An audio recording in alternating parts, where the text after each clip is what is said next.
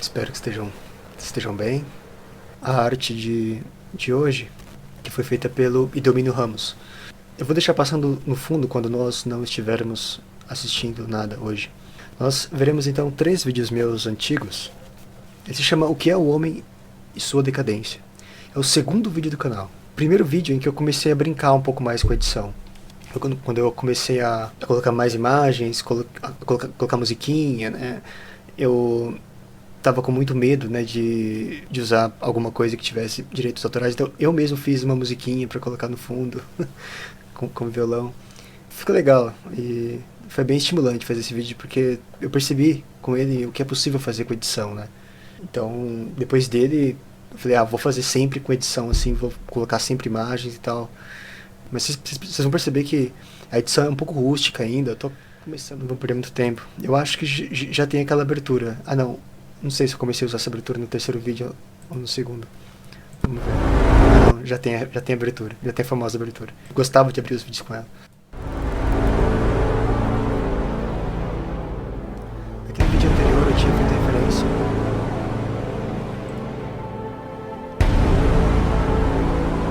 Vocês estão entendendo aí?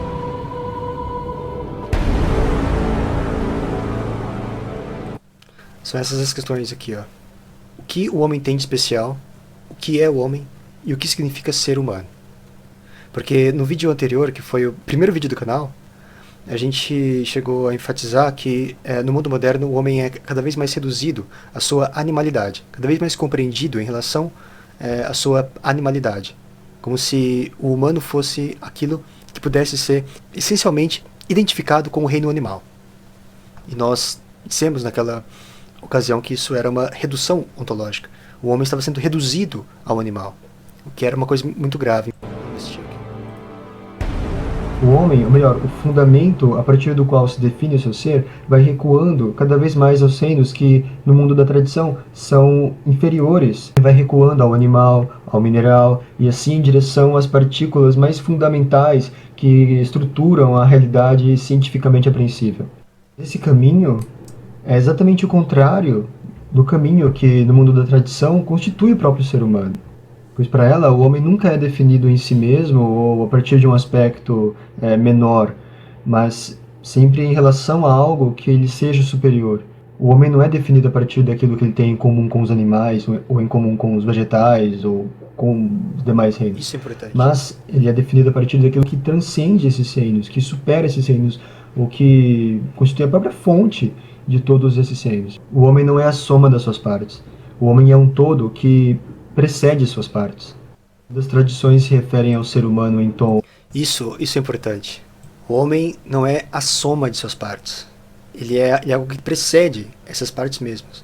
Um pouco pejorativo, depreciativo, é na verdade para enfatizar o aspecto efêmero e transitório da natureza humana. Bom, muita gente, né, gosta de enfatizar registros do mundo tradicional em que o homem é referido como sendo efêmero, né, como sendo apenas mais um ente entre os outros e tudo mais. Veja bem, essas ocorrências, elas sempre têm o intuito de enfatizar que o ser humano é efêmero com relação aos deuses. Isso é muito enfatizado, né, quando os antigos falam da condição humana. Eles não estão, por isso, igualando os seres humanos aos outros entes. Eles estão comparando o ser humano com aquilo que está além, com aquilo que é imortal, com aquilo que é eterno. Então, essa é uma nota importante. Da constituição humana, comparado às realidades suprassensíveis que são eternas. É uma pequenez, portanto, relativa, uma pequenez que só é pequenez comparada a uma grandeza. Essas dimensões suprassensíveis, diante das quais o ser humano é tão pequeno, essas dimensões, elas constituem o ser humano, elas fazem parte do ser humano. É impossível entender o ser humano despregado dessas realidades. O homem traz essas realidades superiores dentro de si. Por coincidência, aliás, é muito curioso, né, como acontecem coincidências, né? Mas o último vídeo do canal, o penúltimo vídeo do canal, tem uma passagem de uma palestra do Hossein Nasr, em que ele diz exatamente isso. O que a perspectiva tradicional enfatiza é que o homem só é homem na medida em que está contido nele o elemento divino. Sem esse elemento divino, o homem é animal. Então não há algo que seja suficientemente humano. Ou melhor, o homem não é uma realidade finita em si mesma. O homem é homem porque ele está atrelado ao além, à outra margem, ao divino. É isso que humaniza o ser humano. É o divino que humaniza o ser humano. É esse além animal que humaniza o ser humano. Certo? E é justamente isso que se perdeu, né, no mundo moderno. E é por isso que, com o passar do tempo, o mundo moderno vai cada vez mais animalizar o ser humano. Então você tem aí uma ordem muito lógica de acontecimentos, de transformações, não é? Conforme a concepção de ser humano vai sendo amputada, né, de uma concepção de Deus ou do divino, ou chame como quiser, conforme o homem vai sendo concebido cada vez mais como autossuficiente, né, como algo que independe dessa relação com o divino, enfim, ele vai sendo animalizado. Então, com o avanço do que eu chamo sempre aqui de morte de Deus, o homem vai sendo animalizado. E nós temos isso expresso brilhantemente pela linguagem de Zaratustra. O homem é uma corda estendida entre o animal e o além do homem.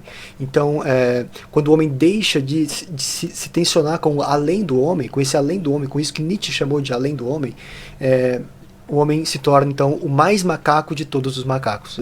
É o que diz Zaratustra no seu famoso discurso, quando ele desce da montanha e tudo mais, para trazer a boa nova do super-homem, do além do homem. E então, o homem é o mais macaco de todos os macacos porque ele deixou de se tensionar com outra margem e traiu, portanto, todos os seres. Muito, muito importante, não só para os tradicionalistas. Diferença de grau não é diferença ontológica. O homem não se distingue por aquilo que ele tem a mais que os animais. O homem se distingue por aquilo que ele tem que os animais não têm. Isso é uma coisa muito, muito interessante. Existe algo chamado máquina antropológica. Esse termo é cunhado pelo Agamben, George Agamben, em um de seus trabalhos. É a máquina antropológica da metafísica ocidental. A máquina antropológica da metafísica ocidental, que é a cisão entre o homem e o animal.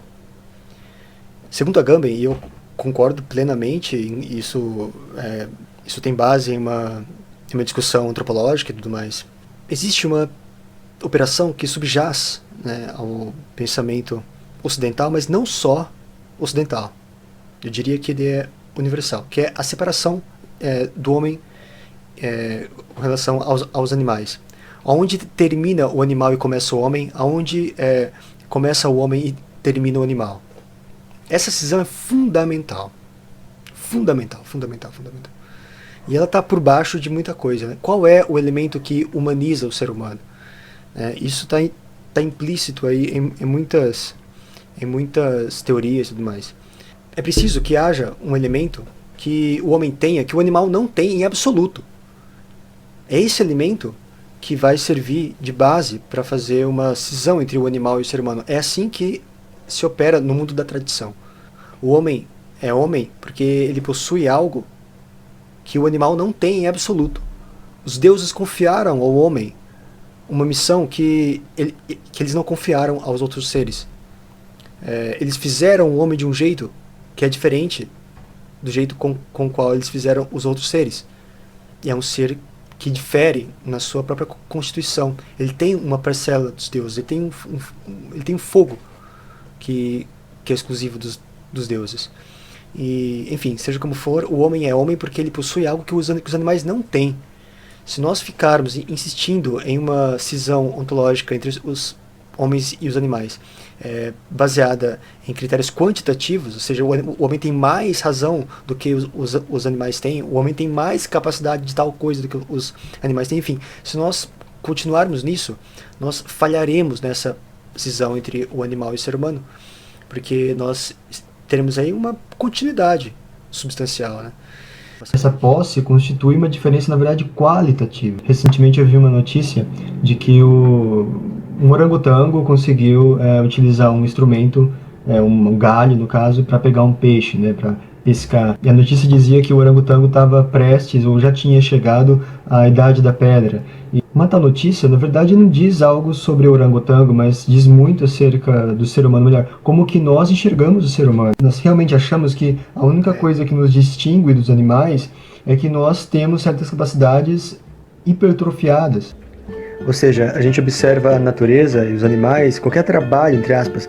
Essa é a musiquinha que eu tive que fazer para não cair vítima das reivindicações de direitos.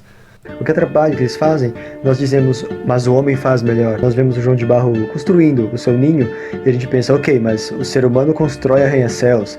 É como se a única coisa que nos distinguisse do animal fosse uma capacidade maior, algo que o animal já tem, mas nós temos maior, algo que o animal já tem, mas nós temos evoluído. Nessa concepção nós somos apenas animais melhorados. Nunca se aponta uma substância diferenciadora. Isso é muito importante. Essa expressão com a qual eu concluí o pensamento é muito interessante. O homem não é um animal melhorado.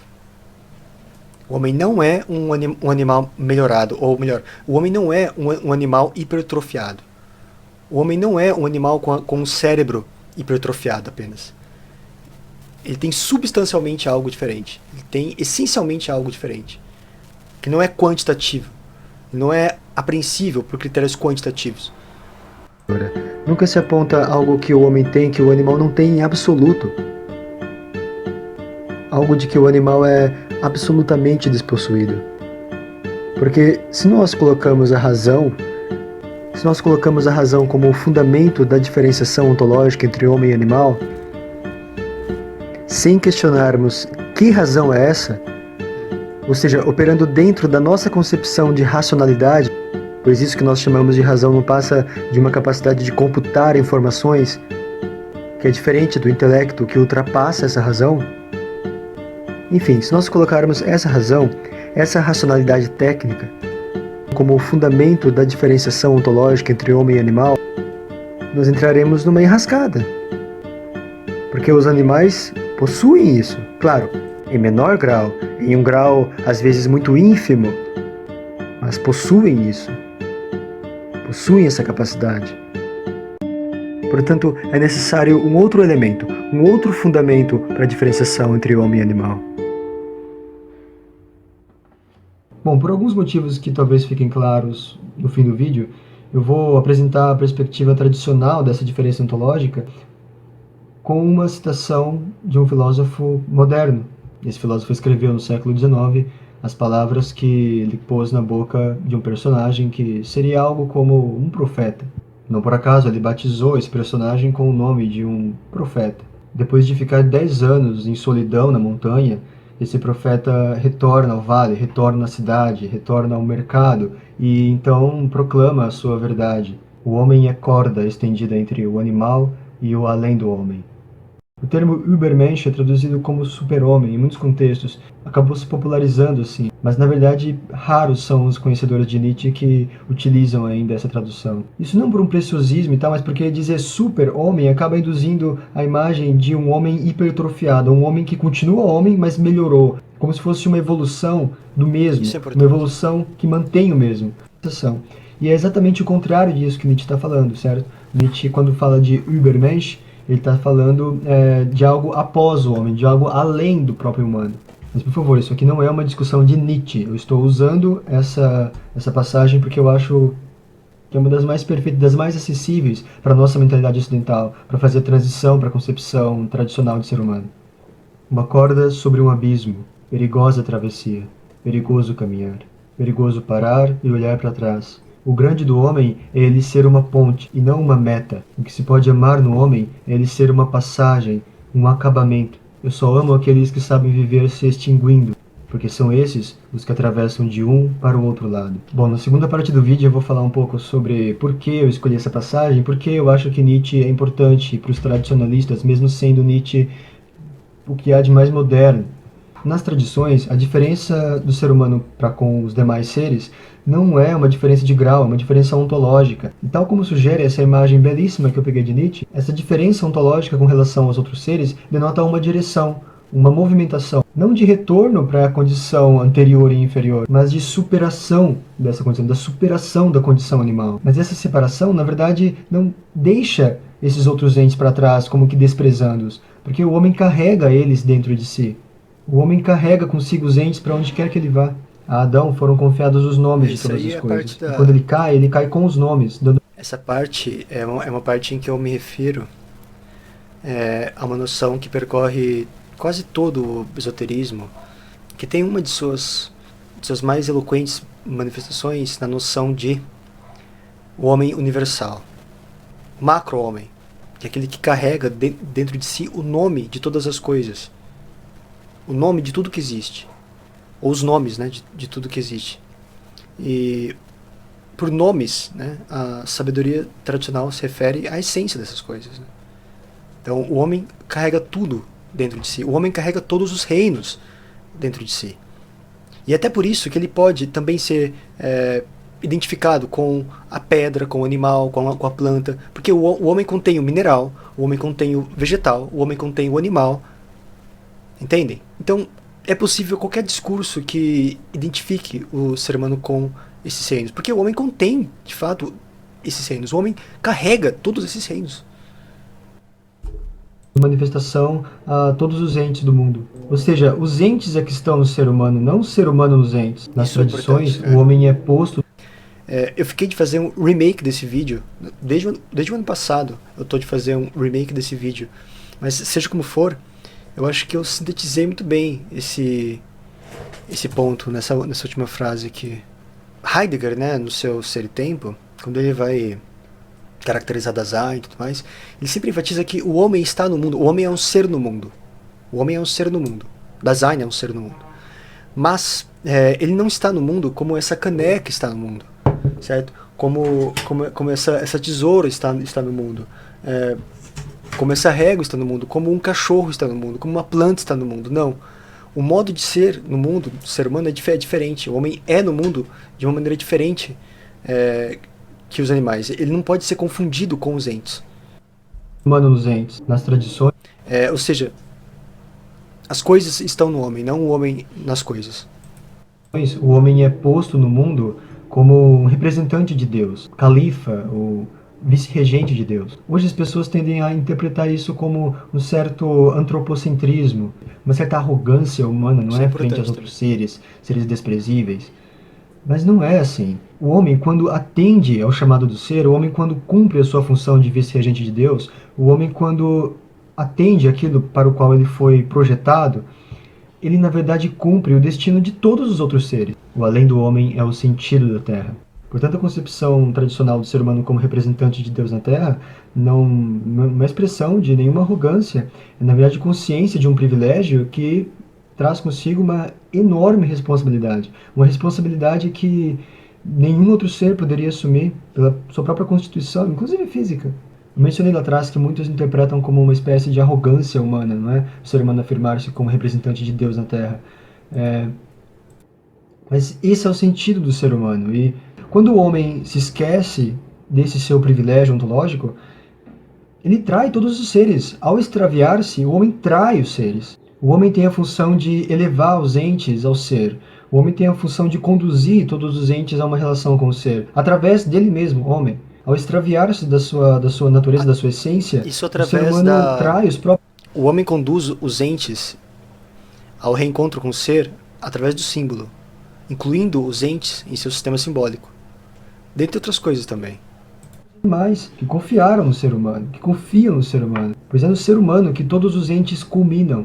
E a função do ser humano é essa arca. E o homem faz isso de várias formas, incluindo esses entes no seu sistema simbólico, incluindo esses entes no seu sistema religioso.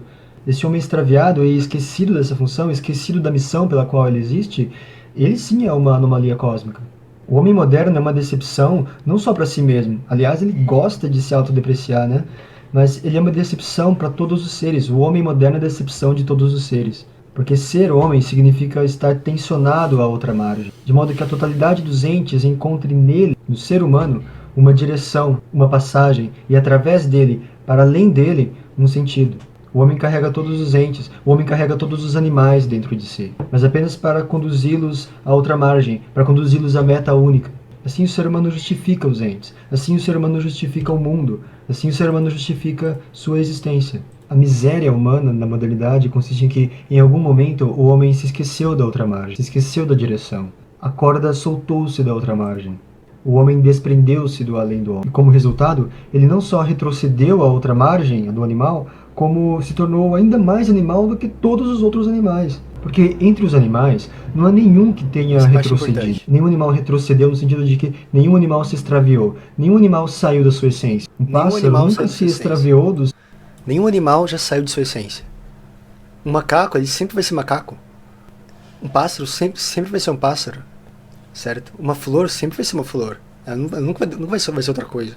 Mas o ser humano é esse ser que paga esse preço, né? Pelo seu privilégio ontológico. Ele paga esse preço. Ele pode se extraviar, ele pode sair da sua essência. E é quando o homem sai de sua essência que ele deixa de ser humano e retrocede ao animal. Por isso ele é o mais macaco de todos os macacos. Ele é o único animal que retrocedeu. Animal, entre aspas. O único ser que retrocedeu. Sentido de ser pássaro. Um cachorro nunca se extraviou do seu sentido de ser cachorro. Os animais não saem da sua programação. Os animais não saem da sua marcha. Nenhum animal fez algo que não deveria ter feito. Porém, o homem sim. O homem saiu do seu sentido. O homem deixou a habitação da sua essência. É nesse sentido que o homem retrocedeu.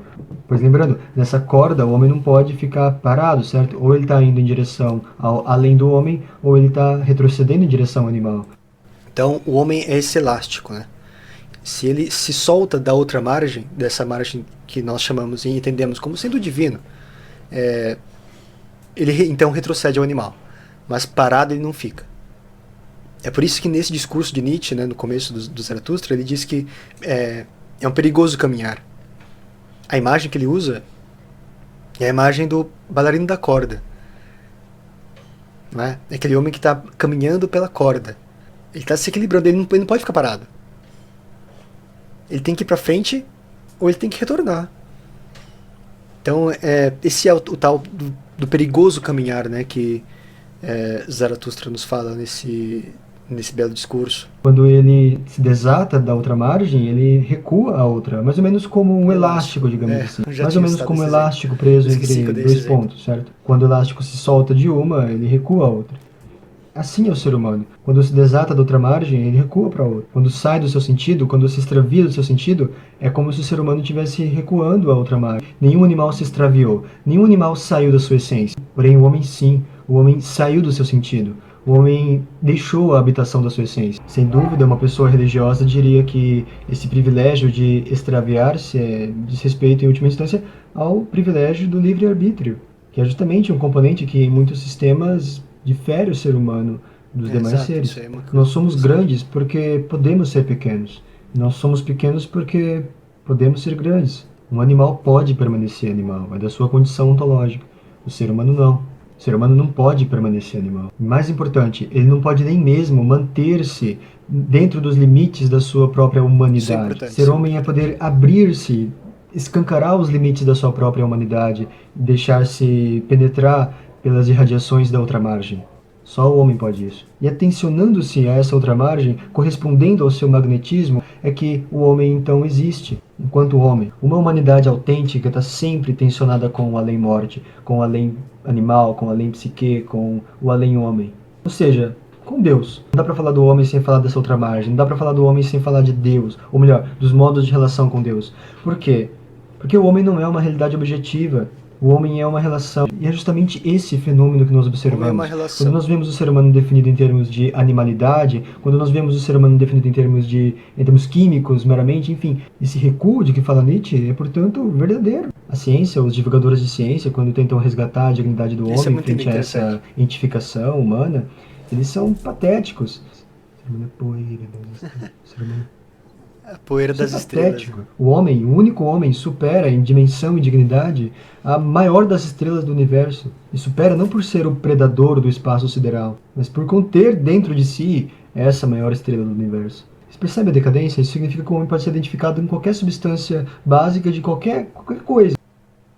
Em outros tempos diziam que tudo era Deus, hoje se diz que tudo é o homem. Esse mergulho do ser humano para buscar sua identidade nas dimensões mais indiferenciadas do ser é, sem dúvida, um sintoma de decadência. Ser homem significa, portanto, corresponder ao ser. Ser homem significa viver tensionado à outra margem, em direção à outra margem. Margem e porto, que na verdade é a sua origem mesmo. O homem se desatou de Deus. E é esse desatamento que lança o homem em uma condição de errância. O homem erra, tal como um planeta que se desviasse, se libertasse da sua órbita. Na verdade é essa a liberdade moderna. Essa liberdade moderna é o desatamento do homem do fundamento, do princípio, de Deus. É a autoproclamação de uma dependência ilusória do fundamento, do princípio de toda a existência. A liberdade do ateísmo é errância. Nesse sentido, o ateísmo é uma grande maldição. Somente a ira divina, desencadeada por algum sacrilégio muito grave, talvez esquecido e que o tempo fez esquecer, um crime gravíssimo que a areia do tempo ocultou, explica que tamanha cegueira tenha recaído sobre parcelas tão vastas da humanidade. Eu digo isso como alguém que chegou a sofrer dessa cegueira por muitos anos. Eu sei como a mente ateia funciona, porque eu pensei desse jeito durante muito tempo. Desde que retirei esse véu que encobria o olho do meu coração, ou melhor, desde que Deus misericordiosíssimo retirou, eu não encontrei nenhum argumento ateísta que eu mesmo já não usasse antes, durante a minha cegueira. Nenhuma manobra intelectual que eu já não tivesse utilizado antes. Hoje eu apenas delas me rio. E aqui, portanto, eu digo uma coisa muito importante. Eu vou repetir ao longo de muitos vídeos. Isso é fundamental, é muito importante.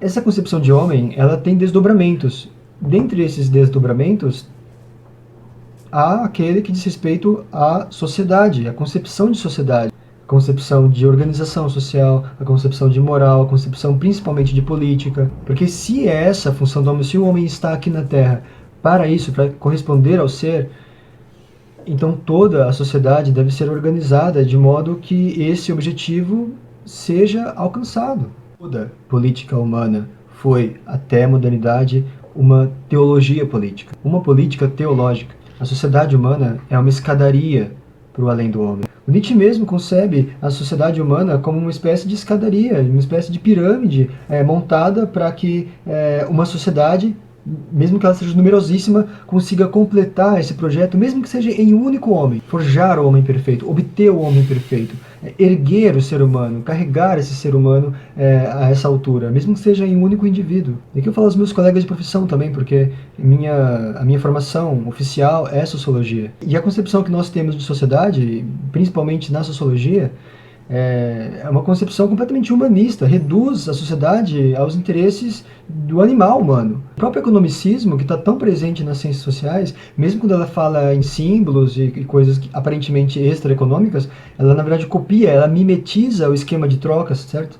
Ela fala de trocas simbólicas e tal. Esse economicismo nada mais é do que a redução do ser humano. Toda teoria social, toda teoria política se baseia em duas questões: o que é o homem e para que ele serve.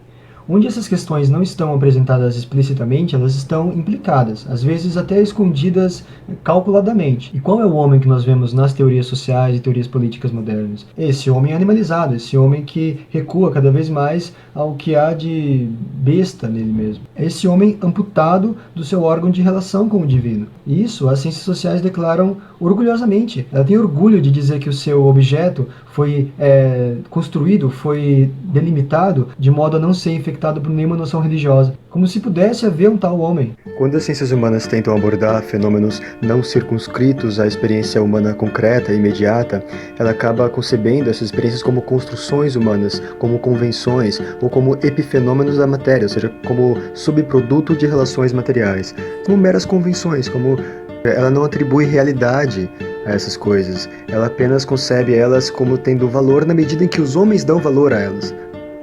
O que é uma atitude extremamente unilateral, eu diria até anticientífica mesmo.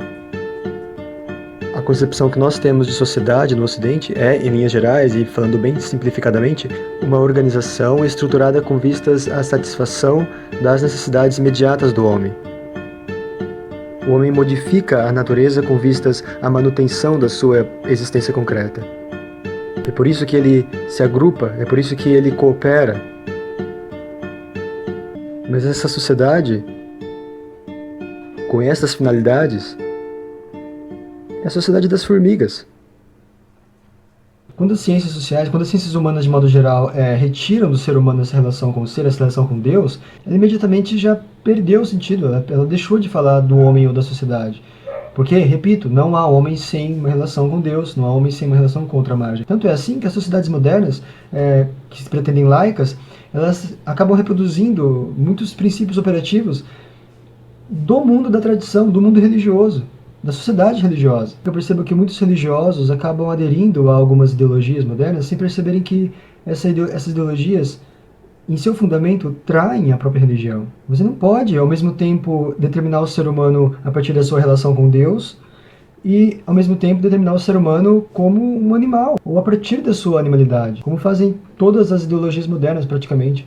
Às vezes até sem saber o que estão fazendo. Seja uma ideologia baseada no desejo, certo? Na satisfação dos desejos sexuais, ou uma ideologia baseada no seu objeto sexual, ou uma ideologia baseada na noção de classe, que reduz o ser humano ao papel que ele desempenha no sistema técnico de produção, seja como burguês ou seja como proletário. Tudo isso é contrário, é avesso à concepção de ser humano como um ente criado por Deus para relacionar-se com o mundo e com ele. Um ser que deve não entregar-se aos seus desejos viscerais e bestiais. Um ser que deve não entregar-se a essa ânsia de transformação da natureza pelo trabalho. Tudo isso é contrário à concepção tradicional de ser humano, à concepção religiosa de ser humano. É claro que alianças políticas circunstanciais são importantes, mas deixando o nível da superfície e indo em direção aos fundamentos, esses princípios se repelem. Por isso é importante que as religiões gerem as suas próprias alternativas políticas, que elas gerem, a partir do seu próprio sistema, uma ideologia que, frente à modernidade, só pode ser uma ideologia revolucionária. O homem tem uma grande missão na Terra. O homem não vive em vão. E tudo que o homem faça, tudo que o homem produza, só faz sentido na medida em que corresponda a esse objetivo.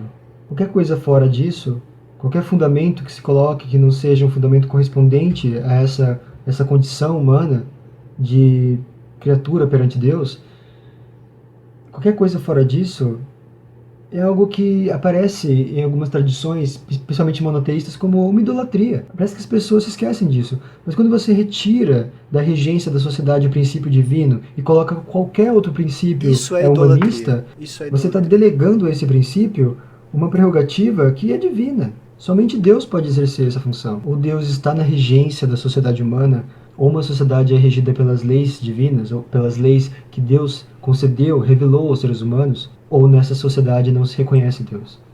A existência humana se assemelha a uma barca, a uma arca para outra margem. Que margem é essa? Seria, como diz um poeta português, o cais em si? O cais em si de onde partimos, de onde fomos partidos, de onde fomos jogados, lançados aqui? De todos os cais se parte para o mesmo cais. E há tantos naufrágios, tantas existências em vão, tanta humanidade desperdiçada. Somente uma arca bem construída, por um construtor cujo coração tenha sido tocado pela luz divina e informado antecipadamente do dilúvio, da destruição total que virá, somente essa arca pode atravessar este mundo e chegar além, na outra margem. E é nesse caminho que nós residimos, enquanto homens. É nesse caminho que nós estamos seguros e protegidos de toda a bestialidade que queira invadir nosso ser, de toda identidade com a besta e com o inerte. É nesse caminho que o homem reside. A residência humana na Terra é esse caminho. E sair desse caminho, extraviar-se, é como morrer longe de casa. Ou melhor, é como ter vivido em vão.